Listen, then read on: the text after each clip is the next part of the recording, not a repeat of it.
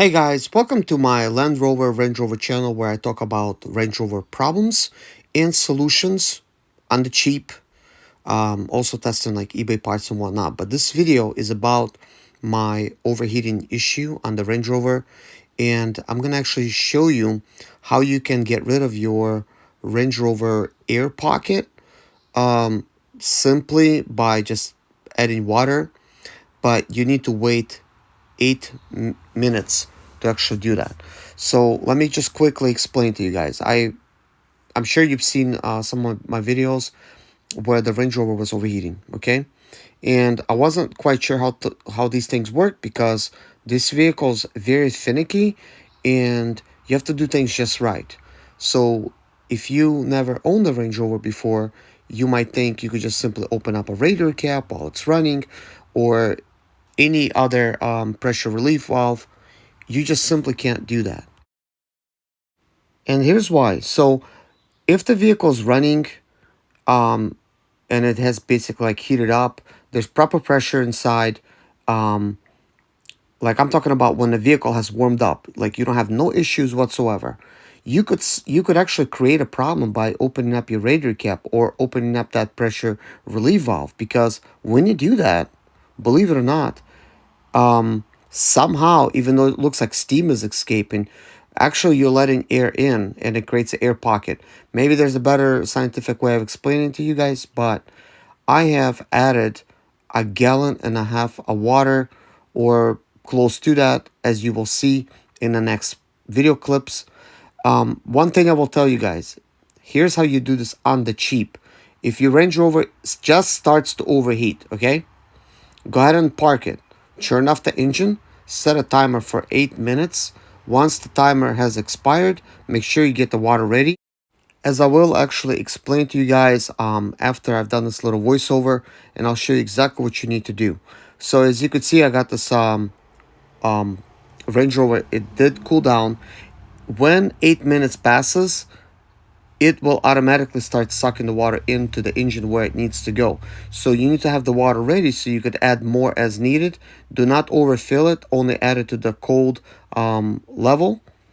And once you finish filling it up, do not fill it up all the way. You need that extra space.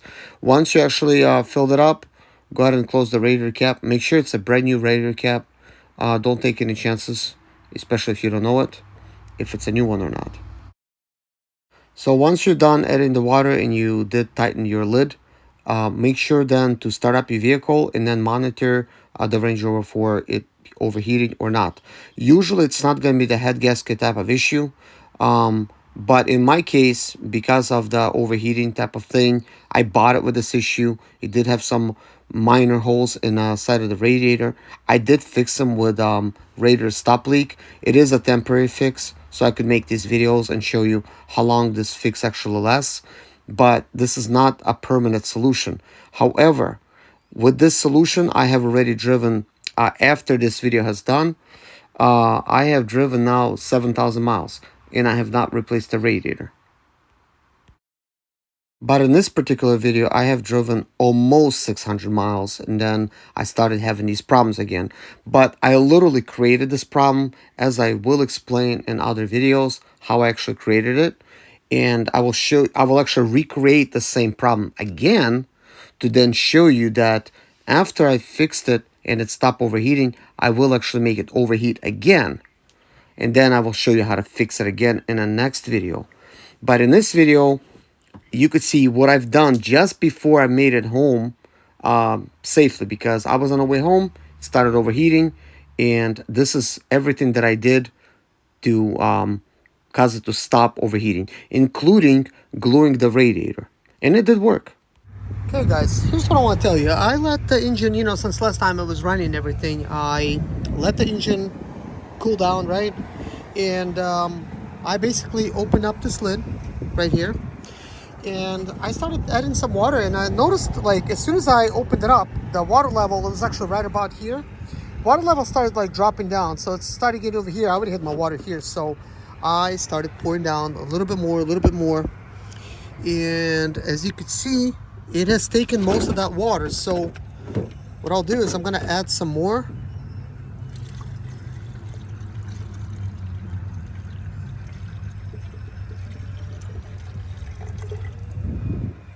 Yeah, look, it just keeps taking it. So I gotta quickly grab another gallon. So I have to act kind of quickly. And what I've done is I went ahead and grabbed another gallon. So now we have poured this much in there. So what I could tell you so far is I've used up a whole gallon of water, right? And then some. So last time the situation was very similar. I had 2 gallons of water. This time I have 4, just in case. And it was overheating, then not overheating, then overheating, then not overheating.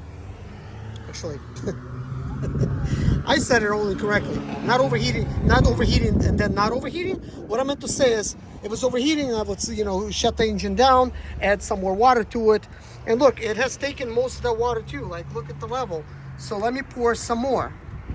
So I think what's happening right now is things are finally starting to work like as they should. The water's being sucked where it needs to be, and it has finally taken a gallon and a half. I think some of that went inside of the engine, so technically things are starting to begin to act normally. So I'm being a little bit hopeful. Okay, I did not have much luck the last 3 tries, but I'm being hopeful into thinking that maybe this time I could drive a little bit longer. So I'm still gonna let things cool down a little bit. And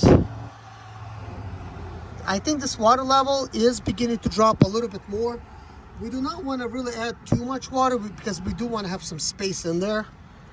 And I did not actually lose much water on the outside. I did pop the lid open a little bit, and maybe I've lost this much over the top of the full tank, like maybe like this much of water from the top. So that's like not much water at all that leaked out. So now that the engine is cooling down, this is kind of like what's happening. Now normally I think it would be time for me to start driving, but I'm gonna risk it again. I'm gonna shut this video down, and I'm going to see if it's gonna start overheating. I'm just gonna add just a little bit more water, and I think that's gotta do it for now. I mean, maybe I should just start driving, because really I gotta start driving and maybe do this again in another parking lot. But I'm hopeful that it will actually allow me to drive a little bit more this time. So what I was gonna do when I brought the water out before I started adding it, I was gonna try to add some in here, right, to kind of top off the system. And now when it did that in a parking lot at Walmart, this is where I used majority of the water, and then some of that overflowed into here, right? That's kind of like why a lot of it got used up, like 3/4 of the water bottle got used up in there. And then it overflowed back into the bottle, causing the bottle to overflow, and things was not circulating. Obviously we have like an air pocket in the system. Now what I'm thinking would have happened if I would have opened this up again, sort of like I'm adding air bubble into the system, then I still have to kind of get the air bubble out, release some of this pressure, and this is one of the ways that it's going to get rid of that air out of the system. So I'm not going to put this thing too tight, just kind of like tight enough to where if it needs to lose some, it will. But at this point, what I'm going to start to do is I'm going to start driving, and I'll inform you what's going to happen, and I'm going to time it again. So guys, I do have good news, and the vehicle has been running for 10 minutes, and the arrow did not even move from the center line. It's staying slightly below center, which is good, which is telling me that the problem was with the air pocket being in the system. And I will go over how to get rid of the air pocket once again in case this is confusing, but I did record this very long video so you guys could see everything that I did. And maybe you could shorten this up a little bit to make it short and sweet for yourself. But I try every little thing that basically does not cost a lot of money to basically get rid of the air pocket. And currently, it's been over 10 minutes. I'm able to get home just fine. I'm gonna get home, open things up, and I'm gonna see while the engine is running If there's any kind of leaks, I'm gonna observe these kind of things. So anyways, guys, I have a lot of good news so far. So at this point, I have drove 12 minutes because I did time myself, and I'm very close to being home. As you can see, the temperature gauge is slightly below center, which means the engine is not overheating, which also means that this is not a head gasket issue. This is just the air pocket issue in your Range Rover. So a lot of the times when you mess with your system and you try to replace something like a thermostat, you could let an air pocket in, and then you're gonna be in the world of trouble because it's gonna start overheating for no reason. And you thought you just got a normal service type of done. So to some untrained eye or a mechanic that does not really know or understand these new vehicles, that the pressure needs to be proper inside of the cooling system. With the proper pressure, the water is going to, or radiator fluid is going to properly circulate inside of your engine, keeping it cool. But as soon as there's an air pocket, it will not circulate. And an air pocket can occur if you got like a hole in your radiator, that will cause an air pocket. If you just replace your thermostat, you're gonna create an air pocket like that. And I was really careful. So yesterday I replaced a thermostat, and when I replaced it, I actually added water to the engine directly. I've done that today as well, but none of these things really mattered, to be honest, because the air pocket still occurred and it was still overheating, and the radiator itself started leaking. So I'm gonna pop the hood and show you what's going on underneath the hood. So anyways, as you can see, there's no leaks here on this side. It's completely dry.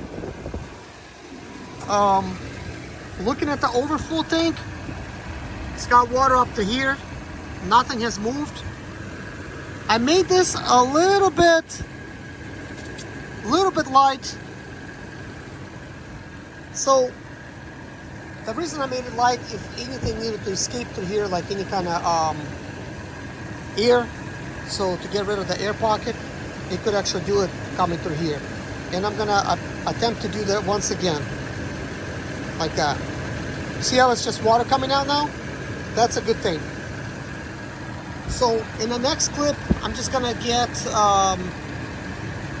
record a video explaining to you guys the whole process, but that's gonna be, I'm gonna make another separate video of that as well, but I'm gonna explain it in this video as well. Kind of like everything that I've done in a shortened type of version, what happens and how you should basically get the air out of the system.